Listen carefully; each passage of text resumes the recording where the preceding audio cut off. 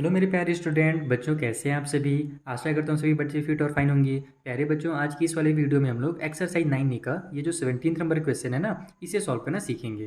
बाकी अगर आपने प्रीवियस वीडियोस नहीं देखे क्वेश्चन नंबर 16 तक, या अगर आपको आगे के क्वेश्चंस में डाउट है ना, तो उन वीडियोज़ का लिंक भी आपको मैं नीचे डिस्क्रिप्शन बॉक्स में प्रोवाइड करा दूंगा। आपको बार बार ढूंढने की जरूरत नहीं है। चलिए स्टार्ट करते हैं और क्वेश्चन नंबर 17 को सॉल्व करना सीखते हैं। यहाँ पर बोल रहा है कि एक हमारे पास ट्रैंगल है ABC। देखो ABC एक ट्रैंगल दिख रहा है। इसमें जो डी है वो मिड पॉइंट है बीसी का, यानी जो लास्ट में हमारा जो साइड बीसी है, इसका डी जो है मिड पॉइंट है। यानी कि बी से लेकर के डी तक और सी से लेकर के डी तक जो दूरी होगी वो बराबर होगी। ठीक है। अब बोल रहा है कि if D L perpendicular to A B, यानी ये जो हमारा साइड डी एल आ रहा है वो ए बी पर एक परपेंडिकुलर लाइन है। परपेंडिकुलर मतलब कि भाई 90 डिग्री का एंगल बनाते हुए आ रहा है। और साथ ही साथ जो डी एम है वो परपेंडिकुलर है ए सी पर। ये देखो, ये जो डी एम है वो ए सी पर परपेंडिकुलर है, यानी कि 90 डिग्री का एंगल बना रहा है। अब बोल रहा है कि such that D L is equal to D M, और साथ ही साथ जो हमारा डी एल और डी एम है ना, ये परपेंडिकुलर तो है ही और आपस में इक्वल भी हैं। तो प्रूव कीजिए कि जो मेरा ए बी और ए सी होगा वो भी आपस में क्या होगा, इक्वल होगा। तो ए बी कौन सा साइड, ये वाला, और ए सी हमारा ये वाला साइड। तो कैसे प्रूव करना है, आइए मैं आपको जल्दी से कॉपी में समझा देता हूँ।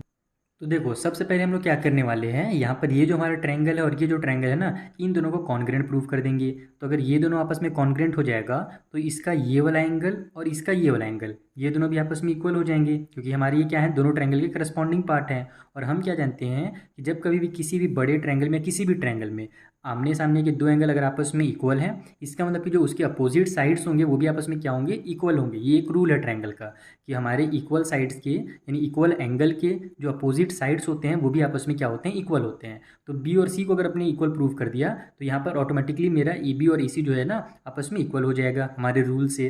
तो हमको मेन वही काम करना है, इन दोनों को आपस में कॉन्ग्रेंट प्रूव करना है। तो यहाँ पर आप लोग लिख लीजिए कि in triangle B D L, ये जो मेरा ट्रायंगल बी डी एल बना हुआ है और इधर जो हमारे पास सी डी एम बना हुआ है, इन दोनों ट्रायंगल में अगर अपन देखें तो हमारा यहाँ से डी एल और यहाँ से जो डी एम है ये आपस में इक्वल है। या फिर आप लोग क्या करो, पहले राइट एंगल ले लो, क्योंकि हमारे पास दोनों में राइट एंगल बना हुआ है ना। तो यहाँ पर आप लोग लिखो कि जो मेरा डी एम सी है यहाँ पर, अच्छा पहले हम लोग इस वाले ट्रायंगल का नाम लिए हैं तो पहले इसका नाम लिखना पड़ेगा, डी एल बी, या फिर बी एल डी लिख देते हैं। हमारा जो एंगल है बी एल डी, और इधर से जो हमारा ये वाला एंगल है सी एम डी। ठीक है, एंगल सी एम डी, ये दोनों आपस में इक्वल हैं कितने डिग्री के, तो दोनों हमारे 90 डिग्री के हैं। तो यहाँ पर आप लोग इक्वल टू 90 डिग्री भी लिख सकते हो, या फिर ईच 90 डिग्री करके भी यहाँ पर लिख सकते हो इस तरीके से, ईच 90 डिग्री, जैसे बाकी क्वेश्चन में आपने किया है ना उसी तरीके से। तो एक तो 90 डिग्री का एंगल हो गया। उसके बाद हमारे पास ये जो इसका हाइपोटेन्यूज बन रहा है, देखो हमारे 90 डिग्री के अपोजिट साइड में हाइपोटेन्यूज बनता है, तो इसका बी डी और इसका सी डी, ये दोनों आपस में क्या होगा, इक्वल होगा, जैसे मैंने आपको पहले बताया था। यहाँ पर आप लोग लिख दो कि जो बी डी है वो इक्वल है हमारे सी डी का। और ऐसा क्यों हुआ, क्योंकि डी जो था ना वो बी सी का मिड पॉइंट था। यहाँ पर लिख दो D is mid point of B C. ठीक है, इसलिए हमारे ये दोनों क्या हो गए, आपस में इक्वल हो गए। साथ ही साथ हम लोग क्या देखे, राइट एंगल हाइपोटेन्यूज ले लिए हैं। अब आप लोग ये साइड को भी ले सकते हैं। तो यहाँ से हमारा जो डी एल होगा और यहाँ से जो डी एम होगा ये भी आपस में इक्वल होगा, क्योंकि अपने को ये क्वेश्चन नहीं बोला गया था।